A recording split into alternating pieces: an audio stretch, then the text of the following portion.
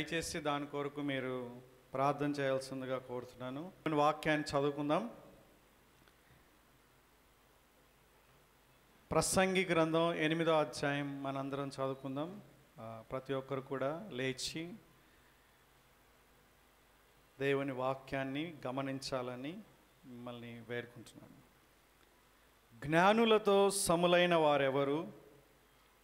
జరుగువాటి భావమును ఎరిగిన వారెవరు? మనుష్యుల జ్ఞానం వారి ముఖమునకు తేజస్సునిచ్చును, దానివలన వారి మోటుతనం మార్చబడును. నీవు దేవునికి బొట్టు పెట్టుకుంటేవని జ్ఞాపకం చేసుకొని రాజుల కట్టడకు లోబడమని నేను చెప్పుచున్నాను. రాజుల సముఖంలో నుండి అనాలోచనగా వెళ్ళకం, వారు తాము కోరినదెల్లా నెరవేర్చుదురు గనుక దుష్కార్యంలో పాలు పుచ్చుకొనకం. రాజుల ఆజ్ఞ అధికారం కలదు, నీవు చేయి పని ఏమని రాజుతో చెప్పగలవాడెవడు? ధర్మమును ఆచరించు వారికి కీడేమీ సంభవింపదు. సమయం వచ్చుననియు న్యాయం జరుగుననియు జ్ఞానులు మనస్సున తెలుసుకుందురు. ప్రతి సంగతిని విమర్శించు సమయమును ఏర్పడి ఉన్నది, లేని ఎడల మనుష్యులు చేయు కీడు బహుభారమగుడు. సంభవింపబోవున్నది నరులకు తెలియదు, అది ఎలాగూ సంభవించునో వారికి తెలియజేవారెవరు? గాలి విసరకుండా చేయుట గాలి మీద ఎవరికి నీ అధికారం లేదు. మరణదినం ఎవరికి నీ వశం కాదు. ఈ యుద్ధమందు విడుదల దొరకదు, దౌష్ట్యం దానిని అనుసరించి వారిని తప్పింపదు. సూర్యుని క్రింద జరుగు ప్రతి పనిని గూర్చి నేను మనస్సిచ్చి యోచన చేయుచుండగా ఇదంతయు నాకు తెలుసను. మరియు ఒకడు మరి ఒకని పైన అధికారి అయి తనకు హాని తెచ్చుకొనుట కలదు. మరియు దుష్టులు క్రమంగా పాతిపెట్టబడి విశ్రాంతి నొందుటయు, న్యాయముగా నడుచుకున్న వారు పరిశుద్ధ స్థలమునకు దూరంగా కొనిపోబడి పట్టణస్థుల వలన మరువబడి ఉండుటయు నేను చూచితిని. ఇదియు వ్యర్థమే. దుష్క్రియకు తగిన శిక్ష శీఘ్రముగా కలుగుపోవట చూచి మనుషులు భయం విడిచి హృదయపూర్వకంగా దుష్క్రియలు చేయుదురు. పాపాత్ములు 100 మారులు దుష్కార్యం చేసి దీర్ఘాయుష్మంతులైనను దేవుని యందు భయభక్తులు కలిగి ఆయన సన్నిధికి భయపడువారు క్షేమంగా ఉందురనియు, భక్తిహీనులు దేవుని సన్నిధిని భయపడరు గనుక వారి క్షేమం కలగదనియు, వారు నీడ వంటి దీర్ఘాయువును పొందకపోదురనియు నేను ఎరుగుదును. వ్యర్థమైనది మరి ఒకటి సూర్యుని క్రింద జరుగుచున్నది. అదేమనగా భక్తిహీనులకు జరిగినట్లుగా నీతిమంతుల్లో కొందరికి జరుగుచున్నది, నీతిమంతులు జరిగినట్లుగా భక్తిహీనుల్లో కొందరికి జరుగుచున్నది. ఇదియును వ్యర్థమే అని నేను తెలుసుకుంటుని. అన్నపానములు పుచ్చుకొని సంతోషించుట కంటే మనుష్యులకు లాభకరమైనదొకటియూ లేదు గనుక నేను సంతోషమును పొగిడితిని. బ్రతికి కష్టపడవలనని దేవుడు వారికి నియమించిన కాలమంతయు ఇదియే వారికి తోడుగా ఉన్నది. జ్ఞానాభ్యాసం చేయుటకును దివారాత్రులు కన్నులు నిద్ర కానకుండా మనుషులు జరిగించు వ్యాపారములను చూచుటకును నా మనస్సు నేను నిలుపగా దేవుడు జరిగించినదంతయు నేను కనుగొంటిని. మరియు సూర్యుని క్రింద జరుగు క్రియలు మనుషులు కనుగొనలేరనియు, కనుగొనవలనని మనుషులు ఎంత ప్రయత్నించినను వారు కనుగొనుట లేరనియు, దాన్ని తెలుసుకోవలనని జ్ఞానులు పూనుకొనినను వారైనా కనుగొనజాలరనియు నేను తెలుసుకొంటిని. దేవుడి వాక్యం దీవించును గాక. కూర్చుందాం అందరం. సో మీకు అర్థమైపోయి ఉండొచ్చు దేవుని వాక్యం కదా. సో ఇప్పుడు మనం గ్రూప్ డిస్కషన్ చేసుకొని మంచిగా ఏం చేద్దాం, భోజనం చేద్దాం. సో అందరు బాగున్నారా? ఫస్ట్ టైం ఈ చర్చ్కి వచ్చినటువంటి వాళ్ళు ఎవరైనా ఉన్నారా? జయశీల వాళ్ళ మదర్ వచ్చినట్టున్నారు. అమ్మ మీరు లేచి నిలబడినట్లయితే సంఘంగా మీకు వెల్కమ్ చెప్తాం మేము. వచ్చారా ఇంతకుముందు? సారీ నన్ను క్షమించా. ఓకే, చప్పట్లు కొడదాం అందరం. ఉంటారు కదా, రైట్.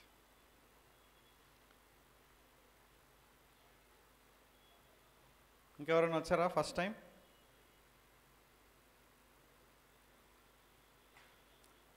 నా జీవితంలో నేను కొన్ని వాక్యాలని అర్థం చేసుకోవడానికి చాలా కష్టపడతాను.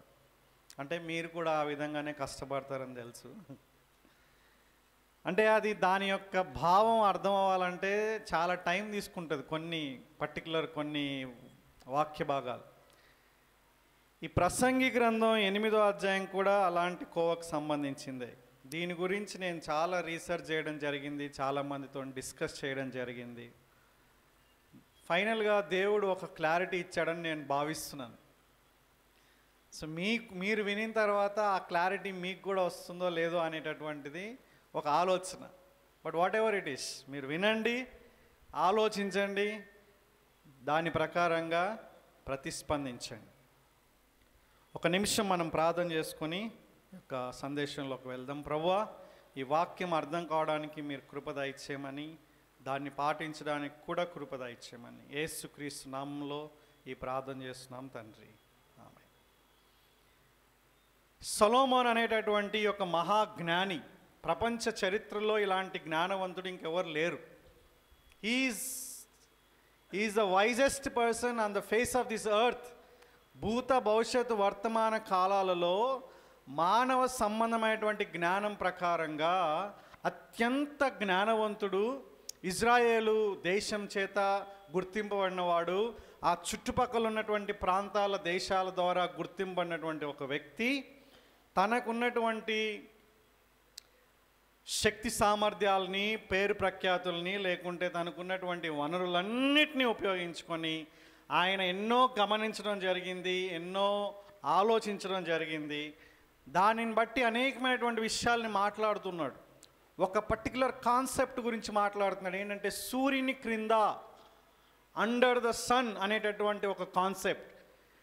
ఈ లోకంలో దేవుడు లేకుండా మానవులు ఆలోచించేటటువంటి ఒక ఆలోచన విధానం గురించి మాట్లాడుతున్నాడు. అలాగే దేవుని నమ్ముకున్నటువంటి వాళ్ళు కూడా సూర్యుని క్రింద వాళ్ళ యొక్క జీవిత విధానం ఏ విధంగా ఉంటుంది అనేటటువంటి విషయాలు మాట్లాడుతున్నాడు. మొదటి అధ్యాయంలో ఎవ్రీథింగ్ ఈజ్ రిపిటేటివ్ అని మాట్లాడాడు.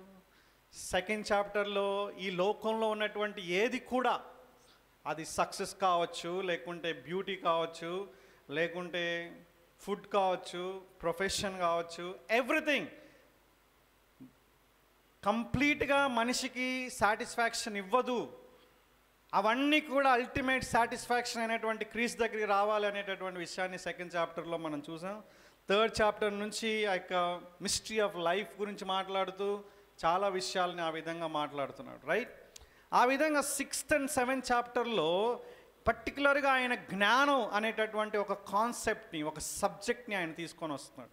విజ్డమ్ అనేటటువంటి ఒక పాయింట్ని తీసుకొస్తున్నాడు. డబ్బు అనేటటువంటి దాని గురించి 4వ అధ్యాయం 5వ అధ్యాయంలో వాటిలో మాట్లాడాడు. ధనంని అపేక్షించడం వలన, ధనాన్ని ప్రేమించడం వలన ఉన్నటువంటి నష్టాల గురించి మాట్లాడాడు.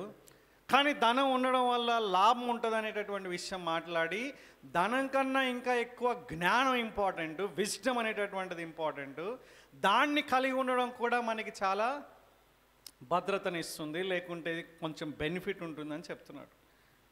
అయితే 8వ అధ్యాయంలో ఈ జ్ఞానం ఉన్నా కూడా, ఆ జ్ఞానం ఉన్నటువంటి వ్యక్తి తన జీవితంలో ఎటువంటి రెస్పాన్సెస్ ఉండాలి, ఆ జ్ఞానం అల్టిమేట్ కాదు అనేటటువంటి 7th చాప్టర్ ఫైనల్ వర్సెస్లో మనం చూసుకున్నాం. ఒక వ్యక్తికి జ్ఞానం ఉన్నా సరే దేవుణ్ణి వెతకడం అనేటటువంటిది చాలా కష్టమైపోతుంది. ఎందుకు? బుద్ధిహీనత అనేటటువంటిది మనల్ని వెంటాడుతుంది అనమాట. అందుకే PhD స్కాలర్స్, సైంటిస్టులు, బాగా చదువుకున్న వాళ్ళు కూడా దేవుడు లేడు అనేటటువంటి కంక్లూజన్కి వస్తున్నారు.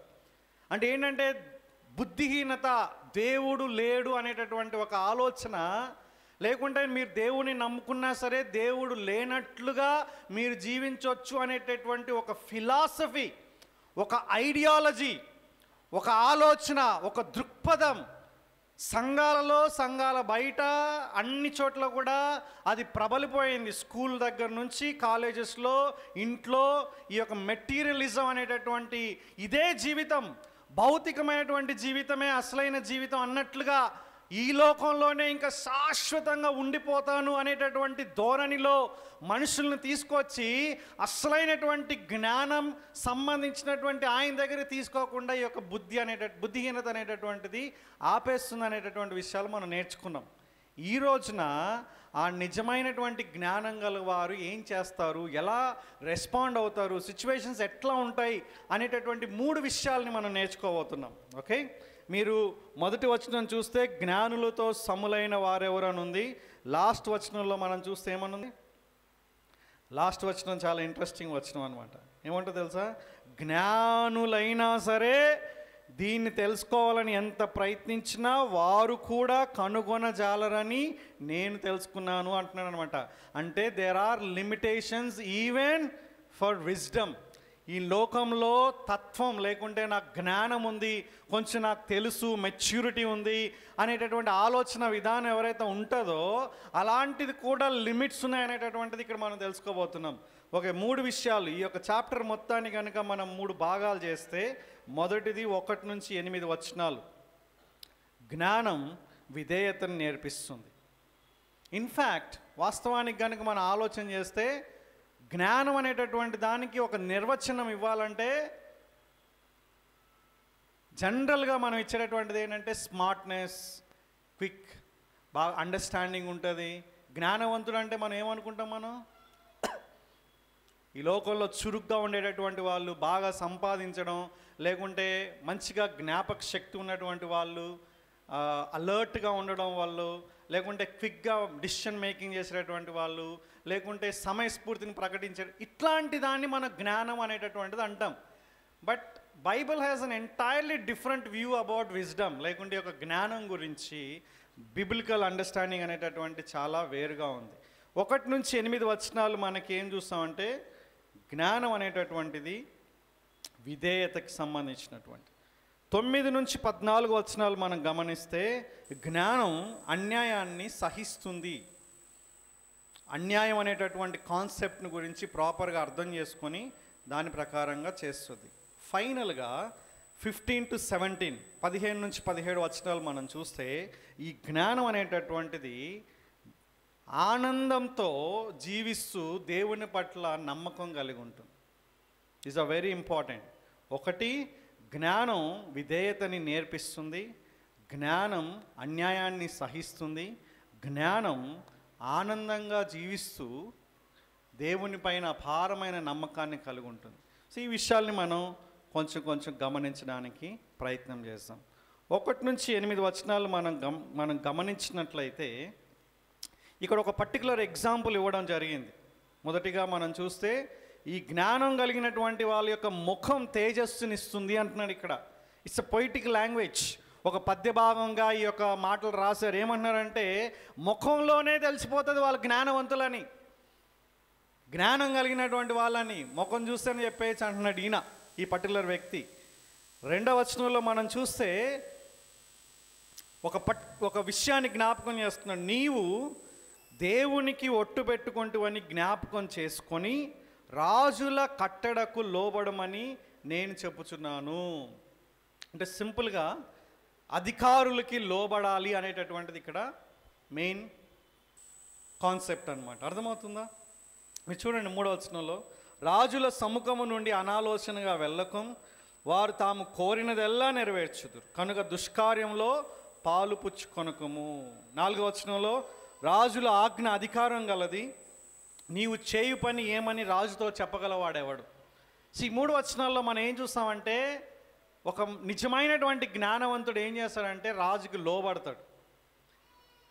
రాజరికం అనేటటువంటిది చాలా ఇంపార్టెంట్ కాన్సెప్ట్. మనం శ్రీకృష్ణదేవరాయల గురించి తెలుసు మనకి, లేకుంటే బిబిలికల్ కింగ్స్ గురించి మనకు ఐడియా ఉంటుంది.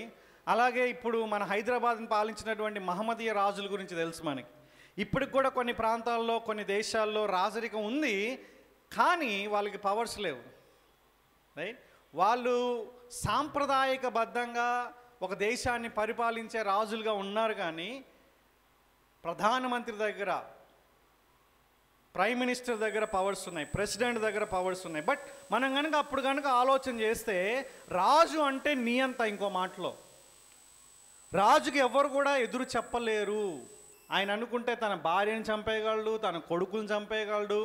ఆయన నోట్ నుంచి ఒక మాట వస్తే కొన్నిసార్లు ఆయన కూడా తిరిగి తీసుకోలేడు అన్నమాట. కాబట్టి రాజు యొక్క మాట మీరు వినాలి అని చెప్తున్నాడు. దాని అర్థం ఏంటంటే నిజమైన జ్ఞానవంతులు రాజుల యొక్క మాట వింటారు అంటున్నాడు. బట్ రాజు అనేటటువంటి వాళ్ళు ఎవరు? ఒక అధికారం కలిగినటువంటి వ్యక్తి. కానీ ఇప్పుడు రాజు లేడు కదా. రాజుని ఎవరు స్థాపించారు? నేను రాజుగా ఉండాలి అని మానవుడు తనకు తానుగా పెట్టుకున్నటువంటి నియమాలు అనుకుంటున్నారు ఇవన్నీ కూడా. అసలు అధికారం, అథారిటీ అనేటటువంటిది ఎవరు స్థాపించారు? చాలా ఇంపార్టెంట్ పాయింట్. మానవుడికి ఉన్నటువంటి ఒకానొక ఆలోచన ఏంటంటే, లేకుంటే నైజం ఏంటంటే, మానవునికి అధికారాలంటే ఇష్టం లేదు. ఇష్టం అన్న వాళ్ళ చేతులు ఎత్తండి. ఐ లవ్ అథారిటీ అంటే not being authoritative but being under the authority. ఒక అధికారిని క్రింద ఉండడం నాకు ఇష్టం అనేవాళ్ళు ఎవరు ఉన్నారు ఇక్కడ? అధికారిగా చలాయించడం ఇష్టం మనకి, కానీ ఒక అధికారి క్రింద ఉండడం ఎవరికి ఇష్టం లేదు. మానవుడికి ఎవరికి ఇష్టం లేదు. మనం ఆల్రెడీ చూసుకున్నాం ఆదామవ్వ పాపం ఏంటి? మీరు ఈ పండు తినగానే ఏమవుతుంది? పండు తినగానే మీరు దేవుళ్ళలాగా అయిపోతారని అపవాది చెప్తాడనమాట. దేవుడు లాగా అంటే అర్థమేంటో తెలుసా? ఇండిపెండెంట్, నాకు ఇంకెవ్వరు లేరు, నా పైన చెప్పేవాళ్ళు ఎవరు లేరుగా, నేనే రాజు, నేనే మంత్రి, నా ఇష్టం. అటోనమస్ అనేటటువంటి లైఫ్ స్టైల్. అవ్వ ఆదాము ఇద్దరు కూడా దానికే పండు తిన్నారు. వాళ్ళు మేము పండు తింటే దేవుడు చెప్పింది చేయాల్సిన పని లేదు, మేము కూడా దేవుళ్ళం అయిపోతాం అనుకున్నారు వాళ్ళు కూడా. అర్థమవుతుందండి? ఆ యొక్క పర్టిక్యులర్ నేచర్ ప్రతి తరంలో కూడా కంటిన్యూ అవుతుంది. ఇప్పుడు నీలో ఉంది, నాలో ఉంది, మనందరిలో కూడా ఉంది. We don't like authority in life. కానీ అథారిటీ గురించి మనం ఒక విషయం తెలుసుకోవాలి. మీరు చూడండి 13వ అధ్యాయం రోమాపత్రిక 1వ వచనంలో ఏముంది తెలుసా అండి? ఇది అధికారుల గురించి బైబిల్ చెప్పినటువంటి సత్యం. రోమాపత్రిక 13వ అధ్యాయం 1వ వచనం, ప్రతి వాడును పై అధికారులకి లోబడి ఉండవలెను, ఏలైనగా దేవుని వలన కలిగినది తప్ప మరి ఏ అధికారమును లేదు. This is very important concept. ప్రతి మానవ అధికారాలు దేవుడిచ్చినటువంటి అధికారాలు. నీ యొక్క బాస్, నీ యొక్క భర్త, నీ సంఘ నాయకుడు, నీ యొక్క తల్లిదండ్రులు, వీళ్ళందరూ అధికారులు. డిఫరెంట్ టైమ్స్లో, డిఫరెంట్ ప్లేసెస్లో, డిఫరెంట్ స్టేజెస్లో మనం ఒక్కొక్కరు అధికారాల కింద మనం ఉంటాం. ప్రతి ఒక్కరు కూడా ఏదో ఒక అధికారం కింద ఉంటాడు. ఇప్పుడు సంఘంలో ఒక నాయకుడిగా నేను ఉన్నప్పటికీ నేను సమాజంలోకి వెళ్ళిపోతే నాకు గవర్నమెంట్, ప్రభుత్వ అధికారుల క్రింద నేను ఉన్నాను. Are you understanding?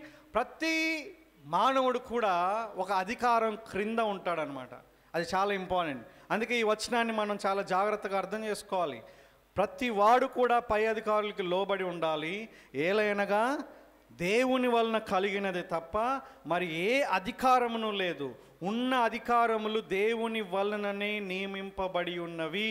కాబట్టి it's very very powerful statement. అధికారమును ఎదిరించువాడు అంటే మానవ అధికారాలని ఎదిరించేవాడు, వ్యతిరేకించేవాడు, తిరస్కరించేవాడు, లెక్క చేయనటువంటి వ్యక్తి, పట్టించుకున్నటువంటి వ్యక్తి, గౌరవించినటువంటి వ్యక్తి దేవుని నియమమును ఎదిరించుచున్నాడు. ఎదిరించువారు తమ మీదకి తామే శిక్ష తెచ్చుకుందరు. ఇది దేవుని యొక్క వాక్యం చెప్పేటటువంటి విషయం. మానవ అధికారాలు అనేటటువంటివి దేవుడిచ్చిన అధికారాలు. కాబట్టి పిల్లలు మీ తల్లిదండ్రులు మీరు లోబడాలి, భార్యలు మీ భర్తలకు లోబడాలి, విశ్వాసులు సంఘ నాయకులకు లోబడాలి. ఈ యొక్క లోకంలో ఉన్నటువంటి మనం మన యొక్క ప్రభుత్వ అధికారులకు లోబడి ఉండాలి. లోబడకపోతే దేవుని యొక్క నియమాన్ని ఎదిరించినటువంటి వాళ్ళం మనం. లోబడితే దేవుని యొక్క నియమాన్ని గౌరవించినటువంటి వాళ్ళం. ఇక్కడ ఏం చెప్తుంది తెలుసా అండి? జ్ఞానవంతులు ఈ అధికారాన్ని అర్థం చేసుకొని అధికారులకి లోబడి ఉంటారు అనేటటువంటిది ఇక్కడ మనం చూస్తున్నాం. అర్థమవుతుందా? నిజమైన జ్ఞానవంతుడు ఎవడంటే షార్ప్గా ఉండేటటువంటి వాడు కాదు, ఎక్కువ చదువుకున్నటువంటి వాడు కాదు, తక్కువ చదువుకున్నటువంటి వ్యక్తి కాదు, లేకుంటే ఈ లోక పరిధిలో స్మార్ట్గా అనిపించేటటువంటివి కాదు. నిజమైన జ్ఞానం ఎవరు అంటే విధేయత కలిగినటువంటి వాడు. ఇదే విషయాన్ని నేను చెప్పడం లేదు, లేకుంటే ఇంకొక వ్యక్తి చెప్పడం లేదు. ఎవరు చెప్తున్నారు తెలుసా అండి? దేవుడు స్వయాన దైవ మానవుడైనటువంటి యేసుక్రీస్తు ప్రభువారి యొక్క విషయాలు చెప్తున్నాడు. మత్తయి సువార్త 7వ అధ్యాయంలో కనుక మీరు వస్తే ఆ విషయాలను ఆయన మాట్లాడతాడు. ఏమంటాడు తెలుసా? ఎవరైనా సరే ఈ నా మాటలు విని దాని ప్రకారంగా జీవిస్తే, లోబడితే, అర్థమవుతుందా, బుద్ధి కలిగినటువంటి వాడుగా ఉంటాడు. కొండపైన బండపైన ఇల్లు కట్టినట్టుగా స్ట్రాంగ్గా ఉంటాడు. వాడు బుద్ధి కలిగినటువంటి వాడు. బుద్ధి లేనివాడు ఎవరు తెలుసా? జ్ఞానం లేనివాడు ఎవరు తెలుసా? ఇసుక మీద కట్టినట్లు వాడుగా ఉంటాడు. వాడు నా మాటలు వింటాడు కానీ విధేయత కలిగి ఉంటాడు. ఎవరు చెప్పారు తెలుసా అండి ఈ మాటలు? యేసుక్రీస్తు ప్రభువారు చెప్పారు. కాబట్టి యేసుక్రీస్తు ప్రభువారి ప్రకారంగా జ్ఞానవంతుడు అంటే ఎవరు అంటే విధేయత కలిగినటువంటి వాడు. ఎవరికి విధేయత? దేవునికి విధేయత కలిగిన వాడు. నువ్వు నీ యొక్క పరిస్థితి ఏదైనా సరే, నువ్వు ఎవరు అయినా సరే, నువ్వు దేవుని యొక్క అధికారాన్ని గమనించి ఆయన చెప్పినటువంటి మాటల్ని గౌరవించి ఆయనకి లోబడితే నువ్వు జ్ఞానవంతుడవు. ఒకవేళ దేవుని యొక్క ఆజ్ఞలకి నువ్వు నేను లోబడకపోతే మనం ఎవరు అంటే బుద్ధిహీనులం అనేటటువంటి విషయాన్ని ఇక్కడ తెలుసుకోవాలి మనం. అందుకే ఇక్కడ చూడండి, ఈ యొక్క 8వ అధ్యాయంలో ఏం మాట్లాడుతున్నాడంటే, ఈ నిజమైనటువంటి జ్ఞానవంతుడు ఏం చేస్తాడండి? ఆయన దేవుడి దగ్గర నుంచి వచ్చింది అనేటటువంటి కాన్సెప్ట్ అర్థం చేసుకుంటాడు. కాబట్టి దేవుడిచ్చినటువంటి మానవ అధికారాలకి లోబడతాడు. మీరు కనుక యూదా పత్రిక 2వ పేతురు పత్రిక గమనిస్తే, మీరు ఇంటికి వెళ్ళినాక గమనించండి, టైం తక్కువ ఉంది కాబట్టి నేను వచనాలు ఇవ్వడం లేదు. మీరు గమనిస్తే అక్కడ దొంగ బోధకులు, అబద్ధ బోధకులకు ఉన్నటువంటి ఒకానొక స్వభావం ఏంటంటే అధికారాన్ని వాళ్ళు ఎదిరిస్తారు. అర్థమవుతుందా? They reject the authority of God. దేవుని యొక్క అధికారాన్ని ధిక్కరించి అధికారులపైన ఇష్టం వచ్చినట్లుగా మాట్లాడతారు. అసలు మీరు కనుక ఆ కాన్సెప్ట్ కనుక చూస్తే చాలా షాక్ అవుతారు. ఈ అధికారులు ఎవరు అంటే వీళ్ళు దొంగలు. ఈ అధికారులు సరైనటువంటి వాళ్ళు కాదు. అట్లాంటి వాళ్ళకి లోబడకపోతే కూడా బైబిల్ సమర్థించడం లేదు. దయచేసి అర్థం చేసుకోవాలి. అధికారులు అనేటటువంటి వాళ్ళ యొక్క కాన్సెప్ట్ ఎట్లున్నా సరే మనం లోబడాలి, గౌరవించాలి అనేటటువంటిది దేవుని యొక్క నియమం. ఇది చాలా కష్టంగా అనిపిస్తుండొచ్చు మనకి, ఇది నాన్ సెన్సికల్గా అనిపించవచ్చు మనకి, ఇది అన్యాయంగా అనిపించవచ్చు మనకి. కాదు. ఈ నియమం దేవుడు పెట్టినటువంటి నియమం. వాళ్ళు చెప్పిందంతా చేయమని చెప్పడం లేదు, కానీ వాళ్ళ పట్ల గౌరవ భావం కలిగి ఉండాలని చెప్తున్నాడు. వాళ్ళని మనం మనసులో తృణీకరించకూడదని చెప్తున్నాడు. వాళ్ళని మనం మనస్ఫూర్తిగా స్వీకరించాలని చెప్తున్నాడు. ఇక్కడ జ్ఞానవంతుడు ఆ పని చేస్తాడండి. జ్ఞానవంతుడు విధేయత కలిగి ఉంటాడు. అంతేకాదు, దేవుడు చెప్పినటువంటి ప్రతి మాటకు కూడా విధేయత కలిగి ఉంటాడు. నువ్వు విధేయత కలిగి ఉన్నావా, నువ్వు జ్ఞానవంతురాలివి. విధేయత కలిగి ఉంటే నువ్వు జ్ఞానవంతుడివి. సామెతలు 14:1 ఏం చెప్తుంది తెలుసా అండి?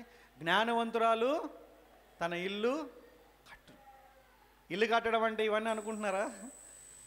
సిమెంటు, ఇటుకలు ఇవన్నీ కాదు కదా. జ్ఞానవంతులు అంటే అర్థం ఏంటంటే దేవుడు చెప్పిన వాక్య నియమాల ప్రకారంగా, దేవుని యొక్క వాక్య పరిధిలో నా కుటుంబం ఎట్లుండాలో దేవుడు చెప్పాడు కాబట్టి ఆ కుటుంబం ప్రకారంగా లోబడ్డం. అలాగే నేను ఒక విశ్వాసిగా సంఘంలో ఎట్లుండాలో దేవుడు చెప్పాడు కాబట్టి ఆ విశ్వాసిగా నేను ఏ విధంగా జీవించాలో దానికి కట్టుబడి ఉండడం. జ్ఞానవంతులు దేవుని యొక్క మాటకి లోబడతారు, విధేయత కలిగి ఉంటారు. నువ్వు దేవుని వాక్యాన్ని చదువుతున్నప్పుడు, అర్థం చేసుకుంటున్నప్పుడు నువ్వు విధేయత కలిగి ఉన్నావా లేదా? దేవుడు ఆ యొక్క గ్రేట్ కమిషన్ కూడా ఏమిచ్చాడు తెలుసా అండి? మీరు వెళ్ళి సమస్త ప్రజలకి శిష్యులుగా చేయండి, తండ్రి కుమార పరిశుద్ధాత్మ నామంలో బాప్తిజం ఇవ్వండి, నేను మీకు ఏ సంగతులు ఆజ్ఞాపించుతున్నో వాటిని గైకొనులాగున, పాటించులాగున నేర్పించండి అన్నాడు. అంటే ఈ శిష్యరికం అంటే కూడా, ఈ డిసైపుల్షిప్, యేసుక్రీస్తు నమ్ముకోవడం అంటే కూడా అర్థం ఏంటంటే దేవుడు చెప్పినటువంటి నియమాల ప్రకారంగా మనం లోబడ్డం అనేటటువంటి చాలా ఇంపార్టెంట్. కాబట్టి నాయకులు ఎట్లున్నా సరే దేవునికి మనం విధేయత అనేటటువంటిది కలిగి ఉండాలి. ఆస్వాల్డ్ చేంబర్స్ అనేటటువంటి ఒక వ్యక్తి ఈ మాట అంటున్నాడు, to obey God is better than to understand everything he does. To obey God is better than to understand everything he does. అంటే మనకు కొన్ని విషయాలు అర్థమైనా అర్థం కాకపోయినా సరే దేవుడు చేసే ప్రతీది అర్థం చేసుకోవడం కంటే ఆయనకు విధేయతగా ఉండడం గొప్పది అని ఒక గొప్ప భక్తుడి యొక్క విషయాన్ని మాట్లాడుతున్నాడు. చాలా చాలా ఇంపార్టెంట్. మీరు చూడండి, ఈ యొక్క సామెత యొక్క ఈ ప్రసంగి గ్రంథంలోనే మనం గమనించినట్లయితే జ్ఞానవంతులకి సమయం గురించినటువంటి విషయాలు తెలుసు. ఒక రోజున న్యాయం జరుగుతుందని కూడా తెలుసు వాళ్ళకి. 5వ వచనంలో మనం చూస్తే, ధర్మం ఆచరించు వారికి కీడేమీ సంభవింపదు, సమయం వచ్చుననియు న్యాయం జరుగుననియు జ్ఞానులు మనస్సున తెలుసుకుందరు. అంటే దేవుడు ఒక రోజున ప్రతి ఒక్కరికి న్యాయం ఇస్తాడు అని జ్ఞానవంతుడు తెలుసు కాబట్టి ప్రస్తుతం దేవుడు ఇచ్చినటువంటి ఆజ్ఞని పాటిస్తాడు. ఆయన దేవుని నమ్ముతాడు. ఇక్కడ మనం చూస్తే అలాగే 6వ వచనంలో మనం చూస్తే, ప్రతి సంగతిని విమర్శించు సమయం ఏర్పడి ఉన్నది, లేని ఎడల మనుషులు చేయి కీడు బహుభారమగును. అంటే there is a judgment day, ఒక రోజున తీర్పు దినం కూడా రాబోతుంది అనేటటువంటి విషయాన్ని జ్ఞానులు అనేటటువంటి వాళ్ళు తెలుసుకుంటారు. 7వ వచనంలో మనం చూస్తే, ఇక్కడ 7, 8 వచనాల్లో ఏం చెప్తున్నారంటే, మన ఫ్యూచర్ మనకు తెలియదు. వీ డోంట్ నో ఆ ఫ్యూచర్. నువ్వు ఎంత ప్లాన్ చేసుకున్నా సరే, 3వ అధ్యాయంలో దాన్ని చాలా చక్కగా మనం నేర్చుకున్నాం. ఇన్ఫ్యాక్ట్ మన ఫ్యూచర్ చాలా డిస్టర్బ్ కూడా కావచ్చు, మనం అనుకున్నది జరగదు, రైట్? సంభవింపబోనది నరులకు తెలియదు, అది ఏలాగు సంభవించినో వారికి తెలియజేవారు ఎవరు? గాలి విసరకుండా చేయుటకు గాలి మీద ఎవరికి అధికారం లేదు, మరణ దినం ఎవరికి నీ వశం కాదు అనేటటువంటి విషయాలు ఇవన్నీ చెప్తున్నాడు. వీటన్నిటి నుంచి ఏంటంటే, nothing is in our control. మన యొక్క ఆధీనంలో ఏది కూడా లేదు. మనుషుని యొక్క అధికారం క్రింద, మానవుని అధికారం క్రింద ఏం లేదనేటటువంటి విషయం తెలుసుకోవాలి. లైఫ్ అనేటటువంటిది మన ఆధీనంలో లేదు. కాబట్టి దేవుడు చెప్పినటువంటి మాటలకి మనం విధేయత ఉండడం చాలా ఇంపార్టెంట్ అనేటటువంటిది జ్ఞానంగా ఉన్నటువంటి వ్యక్తి గుర్తిస్తారు. Okay, what is the number 1 point?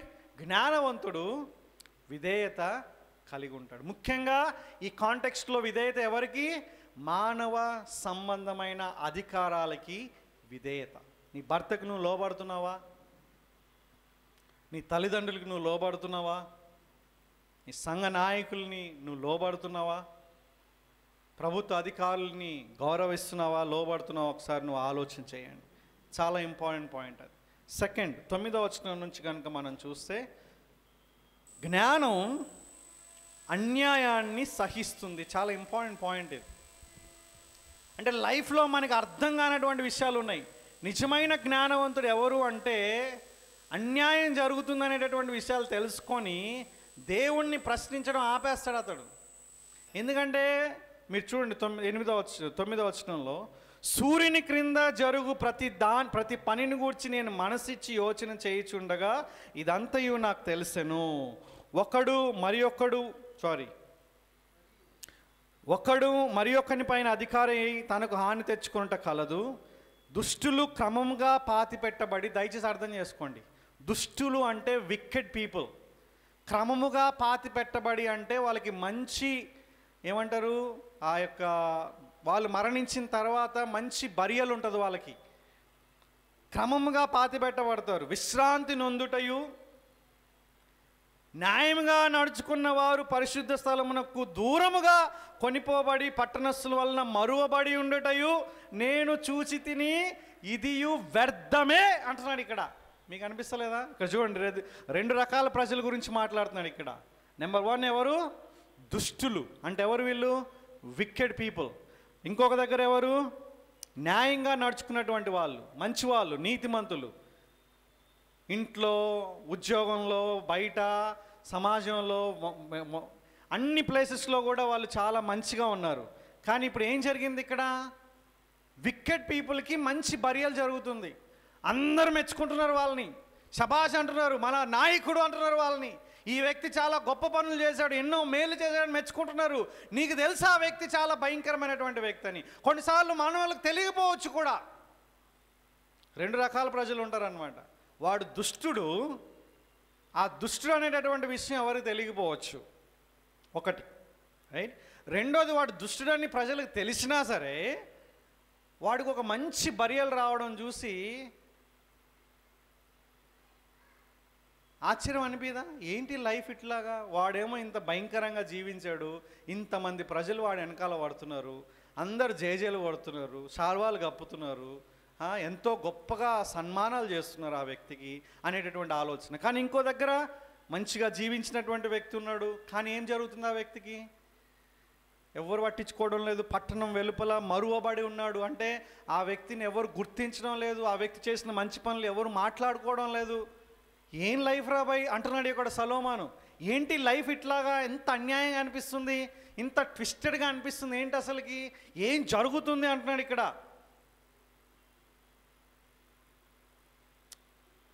Last time కూడా మనం ఇదే చూసుకున్నాం కదా, ఒక రకమైనటువంటి విధంగా బాగా జీవించినటువంటి వాళ్ళకి కష్టాలు రావడం, భయంకరంగా దేవుడికి వ్యతిరేకంగా జీవించినటువంటి వాళ్ళకి చాలా సుఖాలు రావడం అనేటటువంటిది ఈ లైఫ్లో మనం చూసి ఏం దేవుడు అసలు ఉన్నాడా అనేటటువంటి ఆలోచనలోకి వస్తాం మనం. ఇప్పుడేముంది ఇక్కడ, ఇప్పుడు ఏంటంటే వాళ్ళకి బరియలు కూడా సూపర్ ఉంది, వాళ్ళకి జేజేలు కొడుతున్నారు. వాళ్ళకి అసలు కొంతమంది ప్రజలు అసలు రియలైజ్ అవ్వడం లేదు. నీకు నాకు తెలియకుండానే కొంతమందిని మెచ్చుకుంటాము కూడా మనం. కానీ ఒక పక్క నీతిమంతుడిగా ఉన్నటువంటి వాడు, అలాగే మనకు అనిపిస్తుంది వీళ్ళు ఇన్ని భయంకరమైనటువంటి పనులు చేసినా దేవుడు ఎందుకు ఇంటర్వ్యూన్ అవ్వడం లేదు, అసలుకి దేవుడు ఎందుకు రెస్పాండ్ అవ్వడం లేదు అనే ఆలోచనలు కూడా మనకు వస్తాయి. వెంటనే దేవుడు వీళ్ళకి ఏదో ఒక శిక్ష వేయచ్చు కదా. అరే రేప్ చేస్తున్నారు వీళ్ళు చిన్నపిల్లల్ని, వాయు వరుస లేకుండా ప్రవర్తిస్తున్నారు, నెలల బేబీని, వీక్స్ బేబీని రేప్ చేస్తున్నారు, అత్తల్ని. మొన్న రీసెంట్గా న్యూస్ పేపర్లో ఈరోజు నిన్న నేను చూసాను ఏంటంటే, ఆ యొక్క యూట్యూబ్లో చూసి వాళ్ళ అత్తని లేపేసిందంట ఒక ఆమె.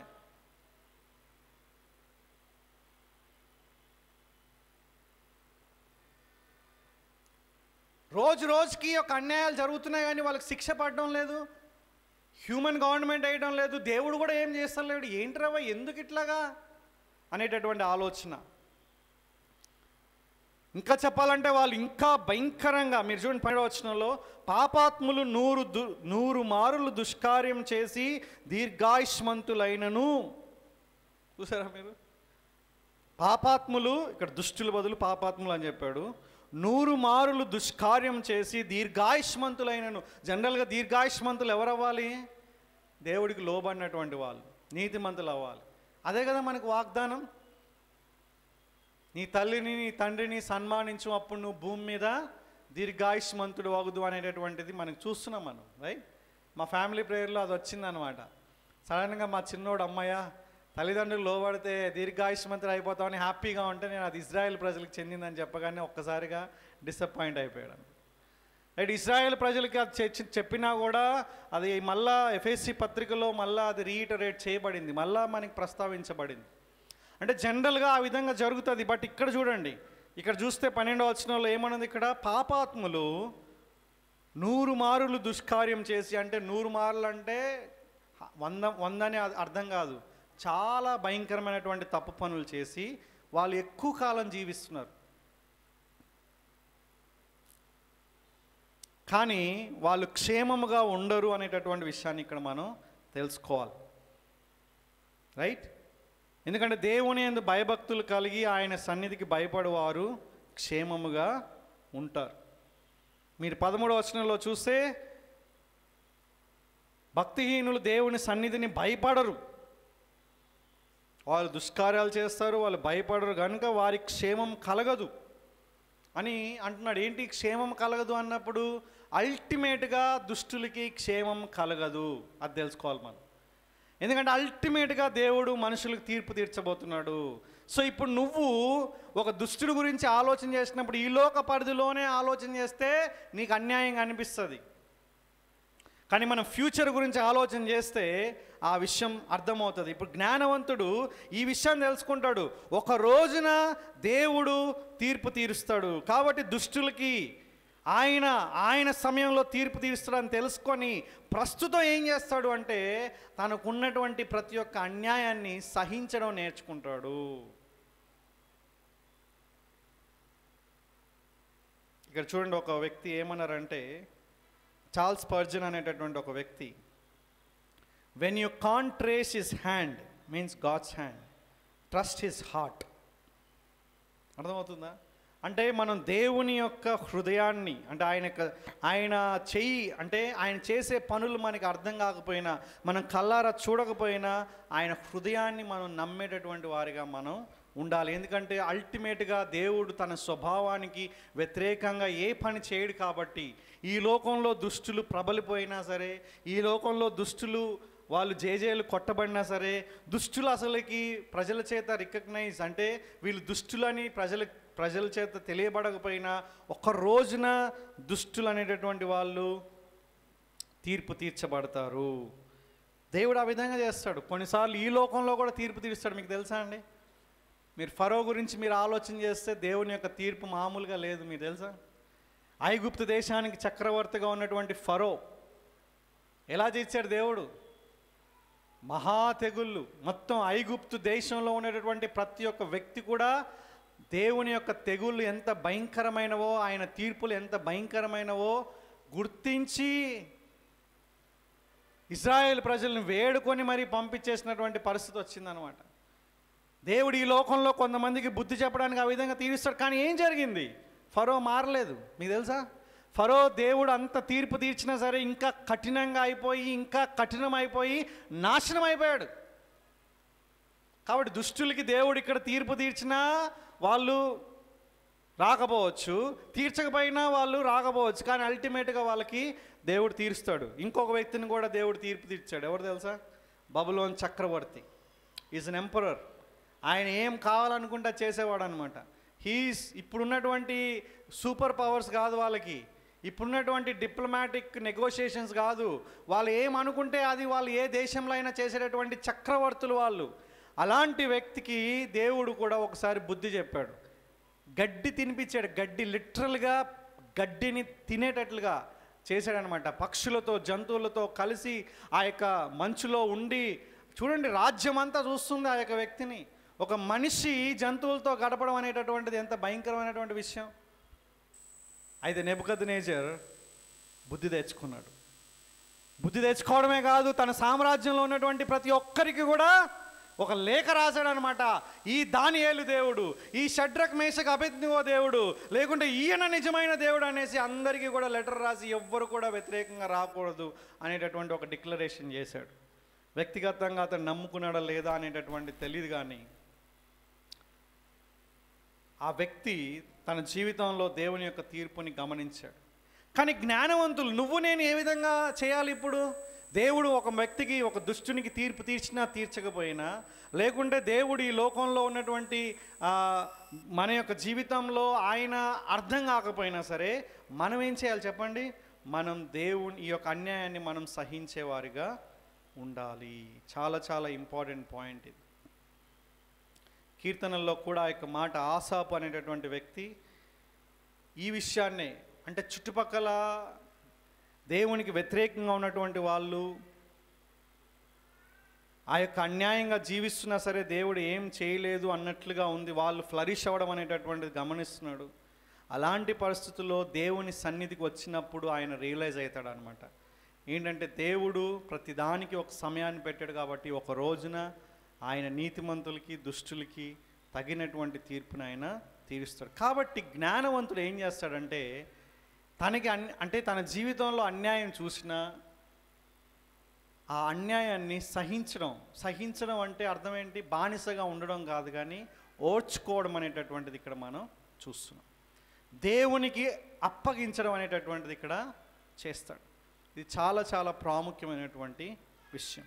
మూడవది 14వ వచనం నుంచి కనుక మనం గమనిస్తే, మూడవది ఇక్కడ మనం చూస్తాం, చాలా ఇంపార్టెంట్ పాయింట్.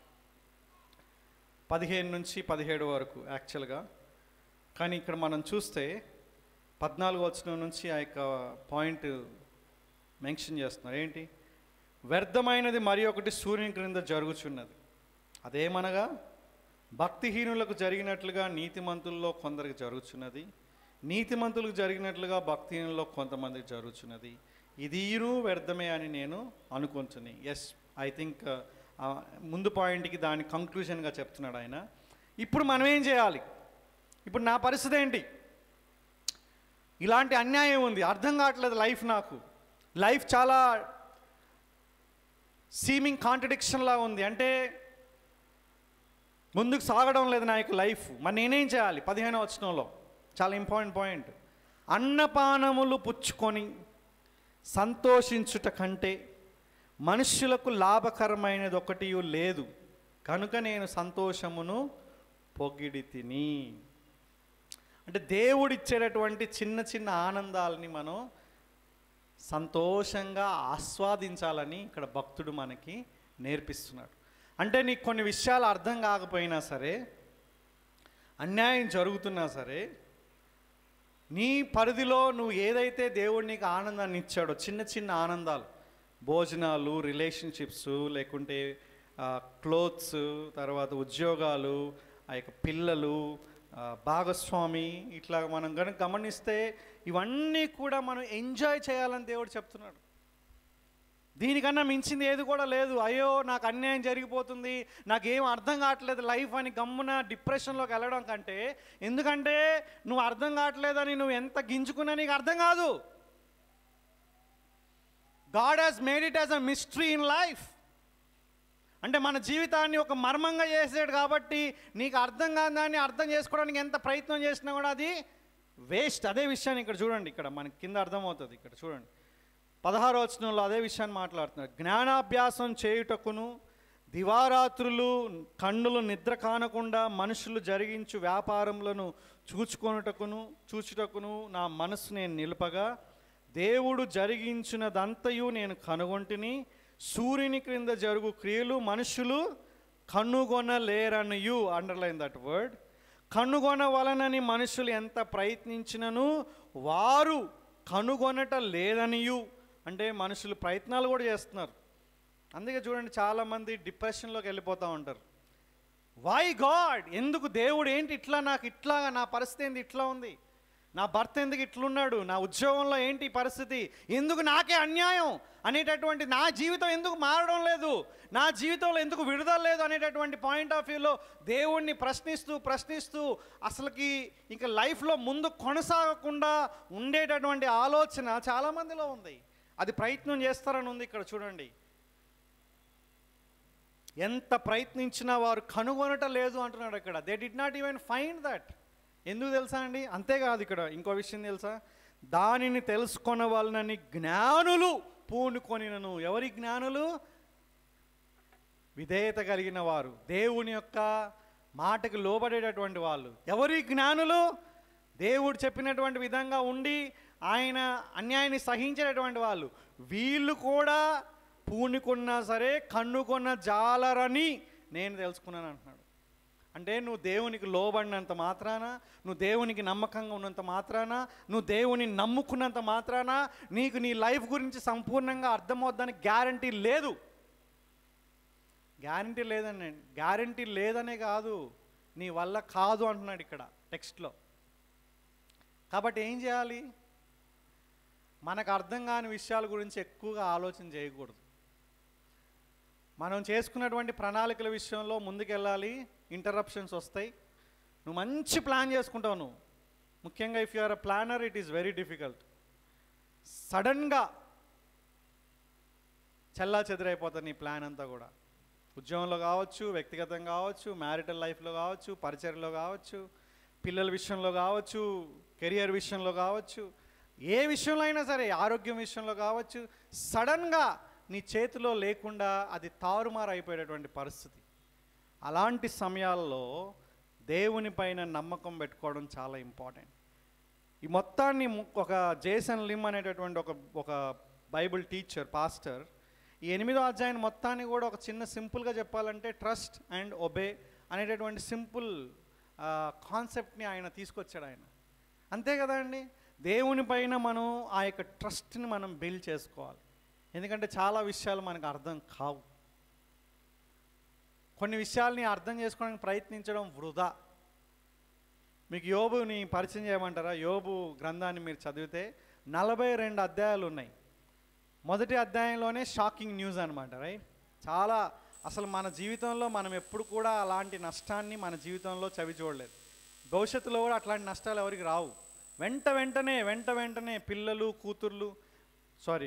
కొడుకులు, కోడళ్ళు ఒకరి తర్వాత ఒకరు చనిపోవడం, ఆస్తి అంతా కూడా అయిపోవడం, తనకి కురుపులు రావడం, తన భయంకరమైనటువంటి పరిస్థితి. అలాంటి పరిస్థితుల్లో ఆయన ఫస్ట్ రెస్పాన్స్ ఏంటంటే చాలా అద్భుతంగా చేశాడు. దేవుడే ఇచ్చాడు, దేవుడే తీసుకున్నాడని మంచుకున్నాడు. అనగానే ఆ తర్వాత నుంచి ఆయనకి ప్రశ్న రావడం మొదలైంది. అరే నేను మంచిగా ఉన్నా కదా, నేను ఎంత పట్టుదలతో దీక్షతో ఉన్నా, నేను ఎవరికి అన్యాయం చేయలేదు, నేను నమ్మకంగా ఉన్నా, నేను బలులు ఇచ్చేటటువంటి వాడిని, ఆరాధించేటటువంటి వాడిని, నాకెందుకు ఇట్లా అనేటటువంటి ఆలోచన, బాగా ప్రశ్నలు ప్రశ్నలు ప్రశ్నలు. మీరు ఒకసారి కౌంట్ చేయాలి యోబు ఎన్ని ప్రశ్నలు వేశాడో. దానికి తోడు వాళ్ళ ముగ్గురు ఫ్రెండ్స్ మంట పోస్తూ ఉన్నారు. నీకు ఎందుకు ఇన్ని కష్టాలు ఉన్నాయి తెలుసా, నువ్వేదో చేసి ఉంటావు నువ్వు. అర్థమవుతుందా? యోబు ఫ్రెండ్స్ ఫస్ట్లో బాగానే ఉన్నారు, చనిపోయిన తర్వాత వచ్చి, ఆ తర్వాత బాగా పుల్లలు పెడుతున్నారు అన్నమాట వాళ్ళు. అంటే వాళ్ళకి కూడా అర్థం కావట్లేదు. అరే నువ్వు ఇంత మంచోడు, మామూలుగా మంచోళ్ళకి ఎందుకు కష్టాలు వస్తాయి, మంచోళ్ళకి ఎందుకు ఇబ్బందులు వస్తాయి, నువ్వు దేవుడిని నమ్ముకున్నావు కదా, నీకెందుకు ఇట్లా ఇంత భయంకరమైన నష్టం వచ్చిందనేసి వాళ్ళు అడగడం వలన యోబుకు కూడా ఫ్రస్ట్రేషన్ వచ్చేసి దేవుడి పైన ఎన్నో ప్రశ్నలు ఆయన. ఇక దేవుడు దిగొచ్చాడు. దేవుడు దిగొచ్చి ఏం చేశాడు తెలుసా? యోబు అడిగిన ప్రశ్నలన్నిటికీ సమాధానాలు ఇచ్చాడు అనుకున్నారా? ఒక్క ప్రశ్నకు కూడా సమాధానం ఇవ్వలే. దానికి విరుద్ధంగా దేవుడు ఏం చేశాడు తెలుసా? దేవుడు ప్రశ్నలు అడగడం ప్రారంభించాడు. ఆయన అడిగినటువంటి ప్రశ్నలకి ఒక్క దానికి కూడా జవాబు లేదు యోబు దగ్గర. అసలు దేవుడిని ప్రశ్నించే వాళ్ళమా అండి మనం? ఎస్, మన పరిస్థితులు మనకి చాలా టఫ్ అనిపిస్తాయి, మనకు అర్థం కావు. అప్పుడే కదా నమ్మకం అనేటటువంటిది. అన్నీ ఉంటే నమ్మకం ఏముంది తెలుసా అండి? నీకు నీ జీవితం గురించి మొత్తం నీకు తెలిసిపోతే ఇంక దేవుడిని నమ్మాల్సిన పనే ఉంది. నీ జీవితం నీకు అర్థం కాదు కాబట్టి, నీ జీవితం నీ పరిధిలో లేదు కాబట్టి నువ్వు ఆయన్ని నమ్ముకోవాలి, నీకు అర్థం కాకపోయినా సరే. అందుకోసమే ఆయన వాక్యాలు ఇచ్చాడు. అట్లీస్ట్ మనకి, మనం ధన్యులం. అర్థమవుతుందా అండి? ఈ లోకంలో ఎట్లుండాలో ఆయన చెప్తున్నాడు. ఉద్యోగంలో ఎట్లుండాలనేటటువంటిది ఎక్కడైనా మీరు విన్నారా? వేరే గ్రంథాల్లో ఎక్కడైనా విన్నారా? I don't know. నీ ఉద్యోగంలో నువ్వు ఎట్లుండాలి, నీ బాస్తో ఎట్లుండాలి, నీ ఎంప్లాయీస్తో ఎట్లుండాలి, నీ భార్యతో ఎట్లుండాలి, నీ భర్తతో ఎట్లుండాలి, తోటి విశ్వాసులతో ఎట్లుండాలి, మీరు చనిపోతే ఎట్లా ఉండాలి, ఎవ్రీథింగ్. కష్టాలు వచ్చినప్పుడు ఎట్లుండాలి, మనం ఇబ్బందులు వచ్చినప్పుడు ఎట్లుండాలి, అన్నీ మనకు చెప్పాడు. ఇంకేం కావాలండి మనకి? అయినా సరే మనకి ప్రశ్న, నాకే ఎందుకు జరిగింది అనేటటువంటి. వీటన్నిటికీ ఆన్సర్ ఏంటి తెలుసా? Trust and obey.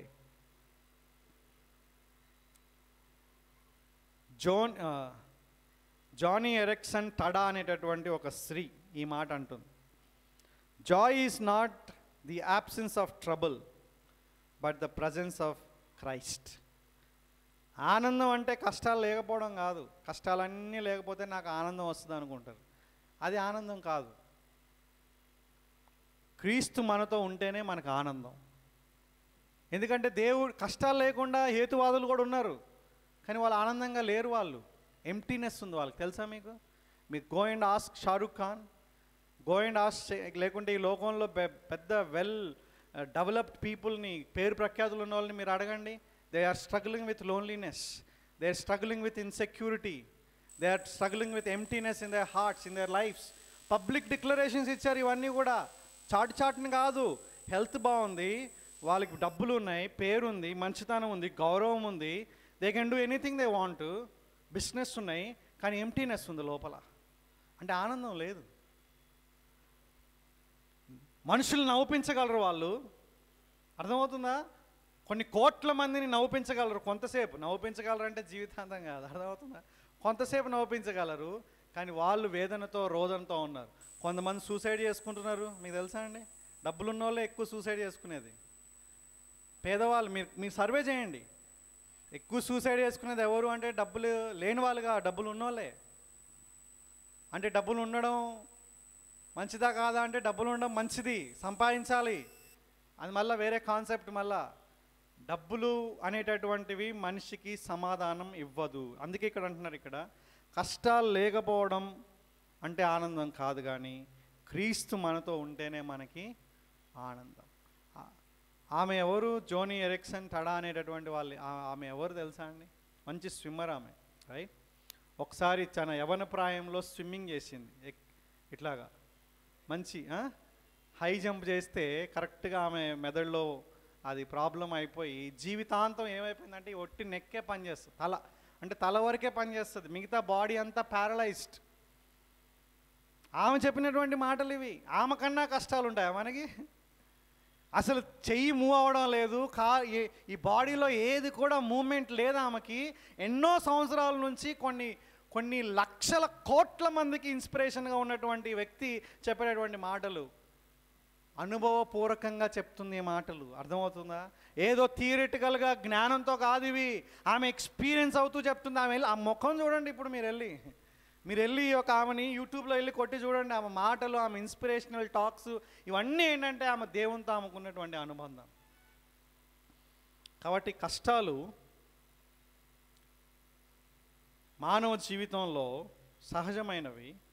అవి పోవాలని మనం ప్రార్థన చేయాలి, వాటిని పరిష్కరించాలని ప్రార్థన చేయాలి, అవి తీసివేయాలని ప్రార్థన చేయాలి. కానీ నాకే ఎందుకు ఈ కష్టాలు అని దేవుణ్ణి ప్రశ్నించడం ఆపేయాలి. ప్రభువా, ఈ కష్టాల్లో కూడా నువ్వు నాకుంటే చాలు నాయనా, నువ్వు ఉండు ప్రభువా. పిల్లలు స్కూల్కి వెళ్ళినప్పుడు, చిన్నప్పుడు మీరు పిల్లల్ని స్కూల్కి వాళ్ళని అప్పుడప్పుడు అలవాటు చేసేటప్పుడు ఎట్లుంటుందండి? నీ కొంగు పట్టుకొని, నీ యొక్క ప్యాంటు పట్టుకొని, నాన్న నువ్వు ఉండు నాన్న, అమ్మ నువ్వు ఉండి ఇక్కడ దాకుండు. వాళ్ళు స్కూల్లో గదిలోకి వెళ్ళిపోయేదాకా మనం ఉంటే చాలు వాళ్ళకి.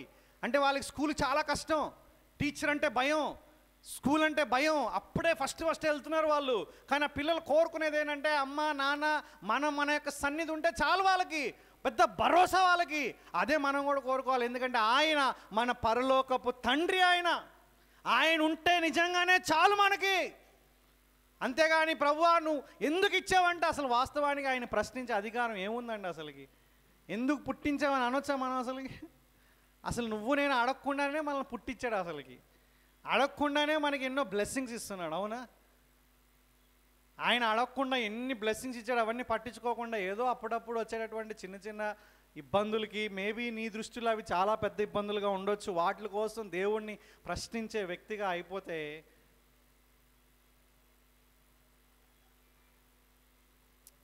నీకు ఇంకా ఆయన గురించినటువంటి ఆలోచన లేకపోవడం అన్నమాట. కాబట్టి ఈ యొక్క జ్ఞానవంతులు ఏం చేస్తారంటే అన్ని విషయాల్ని నియంత్రించాలని అనుకోరు. అన్ని విషయాలు అర్థం కాకపోయినా దేవుని పైన నమ్మకాన్ని కోల్పోరు. దేవుడు ఏం చేస్తున్నాడో అర్థం కాకపోయినా ఆయన న్యాయం గలవాడని, ఆయన సార్వభౌముడని, ఆయన మంచి దేవుడు అని, ఆయన లక్షణాల వెలుగులో దేవుని గురించినటువంటి ఆలోచన కలుగుంటారు. ఎందుకు తెలుసా అండి? అసలు నువ్వు నేను అడగకముందే శత్రువులుగా ఉన్నటువంటి నీ కోసం నా కోసం ఆయన కల్వరి సిలువలో భయంకరమైనటువంటి వేదనని అనుభవించి ఆయన నిష్కలంకమైన, ఆయన ప్రశస్తమైనటువంటి రక్తాన్ని మన కోసం ధారపోసాడు. అంతకన్నా త్యాగం, అంతకన్నా ప్రేమ మనం ఆయన నుంచి ఏమి ఎక్స్పెక్ట్ చేయగలం? ఇంత ప్రేమించినటువంటి దేవుడు మనల్ని వదిలేసేటటువంటి వాడుగా ఉన్నాడా? అరే నువ్వు అడక్కముందే నీ కోసం ప్రాణాన్ని ఇచ్చినటువంటి దేవుడు నువ్వు కష్టాల్లో ఉంటే నిన్ను వదిలేశాడని ఎందుకు అనుకుంటున్నావు? వదిలేసినట్లుగా నీకు అనిపించవచ్చు, నీకు ఈత నేర్పిస్తున్నాడేమో. కొన్నిసార్లు పిల్లలకి ఈత నేర్పించాలంటే పెద్ద తల్లులు ఏం చేస్తారు? నీళ్ళలో ఇసిరేస్తారంట. కొట్టుకొని తండ్రి అట్లనే ఉంటాడు, చూస్తూనే ఉంటాడు. ఆయనకు తెలుసు ఎప్పుడు దూకాలో, రైట్? గద్ద కూడా అట్లనే చేస్తుంది, పిల్లలు పైనుంచి ఇసిరేస్తుంది. అవి రెక్కలు ఆడించడం నేర్చుకుంటాయి. ఎప్పుడైతే కింద పడిపోయే పరిస్థితి వస్తే గద్ద ఏం చేస్తుంది? తన కింద తీసుకుంటుంది. దేవుడు తెలుసు ఒక్కొక్కరి జీవితంలో ఆయన టైమింగ్ తెలుసు, ఎప్పుడు ఎవరిని ఏ విధంగా ఆయన ఇంటర్వీన్ కావాలి. He doesn't interfere but he always intervenes in our lifes. ఆయన ఎప్పుడు మనకి అవసరమో ఆయన ఆ టైంలో కరెక్ట్గా మనల్ని ఆదుకుంటాడు. ఈ always have a correct timing అనమాట. సరైన సమయంలో మనల్ని పట్టుకునేటటువంటి దేవుడు ఆయన. అలాంటి దేవుణ్ణి మనం కలిగి ఉన్నాం. కాబట్టి లైఫ్లో థింగ్స్ అర్థం కాకపోయినా సరే విధేయత కలిగి ఉండడం చాలా ఇంపార్టెంట్. లైఫ్లో అర్థం కాకపోయినా సరే సహించడం చాలా ఇంపార్టెంట్. లైఫ్లో అర్థం కాకపోయినా సరే ఆనందించడం చాలా ఇంపార్టెంట్. చాలాసార్లు ఆనందించడం అంటే అది చాలా లోకస్తులు చేసే పని అనుకుంటాం, అవునా కదా? అంటే ఆనందించడం అంటే మనం ఏమనుకుంటాం? మనం అట్లా చేయకూడదు, అంటే అది ఒక స్పిరిచువల్గా అనుకుంటాం మనం, మంచిగా నవ్వడం, హ్యాపీగా ఉండడం, అది అన్స్పిరిచువల్ అనుకుంటాం మనం. అరే భోజనం చేసేటప్పుడు ఎంజాయ్ చేయమంటున్నాడు దేవుడు, ఎంత మంచోడండి. డ్రెస్ వేసుకున్నప్పుడు ఎంజాయ్ చేయమని, నీకు ఇష్టమైన డ్రెస్ వేసుకోరా బాబు అంటున్నాడు. ఇన్ఫ్యాక్ట్ నీ పెళ్లి విషయంలో కూడా నీకు ఇష్టమైన అమ్మాయిని, నీకు ఇష్టమైన అబ్బాయినే వేసుకోమంటున్నాడు. యవనస్తులు వెళ్ళిపోయి మీ ఇష్టం వచ్చినట్టు చేసుకున్నారు మళ్ళా. అంటే అర్థం ఏంటంటే తల్లిదండ్రుల ఆధ్వర్యంలో, సంఘ పెద్దల యొక్క గైడెన్స్లో చేసుకుంటే మంచిది. కానీ పాయింట్ ఏంటంటే నీ ఇష్టం, యూ హ్యావ్ ఎ చాయిస్. అరే చిన్న చిన్న ఆనందాలు అనుభవించండి ఈ టైంలో. ఇంకా మీరు ఎందుకు అనవసరంగా డిప్రెషన్లోకి వెళ్తారు అంటున్నాడు ఇక్కడ. ద రెమెడీ ఆఫ్ డిప్రెషన్ ఏంటంటే దేవుడిచ్చిన చిన్న చిన్న ఆనందాలని ఆనందించడం. ఎందుకు నా భార్య మారడం లేదు, నా భర్త ఎందుకు ఇట్లానే ఉన్నాడు, లేదంటే నా పిల్లలు ఎందుకు ఇంకా మారడం లేదు, నా బాస్ ఎందుకు ఇట్లానే ఉన్నాడని దాని గురించి ఆలోచించకుండా నీ పిల్లలతో ఎంజాయ్ చేయి. నీకున్నటువంటి దాంట్లో నువ్వు వెళ్ళి ఆడుకో. Something that what ever enjoyment that you can do it, right? Don't go in to depression. ఒక కొటేషన్ ఈ విధంగా ఉంది: జ్ఞానం అంటే అన్ని సమాధానాలు తెలుసుకోవడం కాదు, అన్ని సమాధానాలు తెలిసిన దేవుని నమ్మడం అంట. నేను జ్ఞానవంతుడిగా ఉండాలంటే నాకు అన్నీ తెలియాలని అనుకుంటాం మనం. అన్నీ తెలియాల్సిన పని లేదండి. నీ పిల్లల గురించి ఆలోచించండి. వాళ్ళకి అన్నీ తెలిస్తే వాళ్ళు ఉంటారు అసలుకి? వాళ్ళు ఆనందంగా ఎందుకు ఉండగలుగుతున్నారు తెలుసా? Your children, the beauty of their joy, the source of their joy, they trust in you. పేరెంట్స్గా మిమ్మల్ని అపారంగా నమ్ముతున్నారు వాళ్ళు. వాళ్ళకి ఏం ఉండదు. దిగులు లేనటువంటి వాళ్ళు ఎవరైనా ఉన్నారంటే పిల్లలే. ఆనందించే వాళ్ళు ఎవరైనా ఉన్నారంటే పిల్లలే. మీరు అడగండి, ఈవెన్ టీనేజర్స్ ఆల్సో. ఇప్పుడు ఆలోచిస్తుండొచ్చు టీనేజర్స్, మా అమ్మ నాన్న కష్టపడుతున్నారు, వాళ్ళకి ఏదైనా చేయాలా అది బట్ పిల్లలు మేబీ ఒక 5 years లోపల 10 years లో పిల్లలు, they are joyful irrespective of the situation because their trust is in the parents. అలాగే మనం దేవుని పైన ఆ నమ్మకం కలిగి ఉంటే మనం ఆనందిస్తూ, సహిస్తూ, విధేయత కలిగి ఉంటాం. అర్థమవుతుందండి? దేవుని పైన నమ్మకం కలిగి చిన్న చిన్న ఆనందాలని అనుభవిస్తూ, అన్యాయాన్ని సహిస్తూ ఏం చేయాలి? విధేయత కలిగిన పిల్లలుగా ఉండడమే జ్ఞానమైనటువంటి విషయం. ఆ దేవుడి పైన నమ్మకం రావాలంటే నేను ఒక పని చేయాలి. ఏం చేయాలి? లాస్ట్ వెన్స్డే మనం తెలుసుకున్నాం. ఏంటది? దేవుని వాక్యాన్ని మనం అనుదినం డివావర్ చేయాలి. అనుదినం ఏం చేయాలి? మనం ఒక ఆకలి ఉన్నటువంటి వాడు అన్నం దొరికినప్పుడు ఎట్లా తింటాడో అంతగా మనం దాన్ని భక్షించాలి. వేరే వాళ్ళకి ఇవ్వకుండా తింటాం చూసండి కొన్నిసార్లు ఇష్టమైనవి. లివర్ ఫ్రై కానీ, లేకుంటే మటన్ ఫ్రై కానీ, కొన్ని మంచి పీసెస్ మీకు దొరికితే ఏం చేస్తారు? లటక్కన లోపల వేసుకున్నారా? దేవుని వాక్యాన్ని గ్రాబ్ చేసేయాలి. అట్లానే టైం దొరికితే దేవుని వాక్యాన్ని నువ్వు తెలుసుకోవాలి. ఎందుకంటే ఆత్మీయంగా ఎదగాలన్నా, దేవుని పైన ట్రస్ట్ రావాలంటే ఆయన గురించి మనకు తెలియాలి. అప్పుడే ఆయనను మనం తెలుసుకుంటాం. ఆయన గురించి తెలుసుకోకుండా ఆయనతో సంబంధం కలిగి ఉండడం, ఆయన తెలుసుకోవడం, ఆయన నమ్మడం అసాధ్యమైనటువంటి పని. కాబట్టి devout your self to read the word of God continuously. Let the word of God dwell in you richly. దేవుని వాక్యం ఈ మాట చెప్తుంది, క్రీస్తు వాక్యం మీలో సమృద్ధిగా నిలువనీయుడి. సమృద్ధిగా పొర్లి పారాల మన లోపల నుంచి వాక్యం. అప్పుడే ప్రతి సిచ్యువేషన్లో కూడా మనం ఏం చేస్తాం? ఈ స్కాన్ చేస్తుంది, చాట్ జీపీటీ ఇప్పుడు ఎట్లా స్కాన్ చేస్తుందో మనం ప్రతి సిచ్యువేషన్లో కూడా దేవుని వాక్యంతో స్కాన్ చేస్తూ ఉంటాం అనమాట. దేవుని పైన నమ్మకం. ప్రభువా నాకు అర్థం కావట్లేదు, నువ్వు ఉన్నావు నాకు చాలంటమ్మా. ప్రార్థన చేసుకుందాం. ప్రభువా ఈ విధమైనటువంటి జ్ఞానాన్ని మాకు దయచేయండి ప్రభువా. బుద్ధి లేని వాళ్ళు మీకు విధేయులుగా ఉండరు, మీ వాక్యాన్ని నమ్మరు, మీ వాక్యాన్ని చదవడానికి ఇష్టపడరు ప్రభు. కానీ జ్ఞానం కలిగినటువంటి మేము ఆ జ్ఞానం మమ్మల్ని విధేయతకు నడిపిస్తుంది. ముఖ్యంగా మానవ అధికారాలని గౌరవిస్తుంది ప్రభువా, అన్యాయాలని సహిస్తుంది ప్రభువా. మీ పైన అపారమైన నమ్మకం కలిగి నైనా ఈ లోకంలో మీరు ఇచ్చిన చిన్న చిన్న ఆనందాలని అనుభవిస్తాం ప్రభువా. మేము ఆ విధంగా మా జీవితాలని మీరు చేయండి. ఎందుకంటే ప్రభువా, మా జీవితంలో కొన్ని ప్రశ్నలకి సమాధానం లేదు, మీరు ఇవ్వరు, మేము కనుక్కోలేం. ఈ సత్యాన్ని మేము గమనించాలి ప్రభువా. ఎందుకు అనే ప్రశ్న మా యొక్క డిక్షనరీలో నుంచి తీసివేయాలి ప్రభువా. మీకు మేము సంపూర్ణంగా సరెండర్ అయిపోయేవాళ్ళ ప్రభు. మీరు చెప్పినట్లుగా మేము విధేయత కలిగి ఉండాలి. అప్పుడే మేము నిజమైన జ్ఞానవంతులం. ఆ విధంగా ఇక్కడున్న మమ్మల్ని అందరినీ మీరు చేయమని యేసుక్రీస్తు నామములో ప్రార్థన చేస్తున్నాం తండ్రి.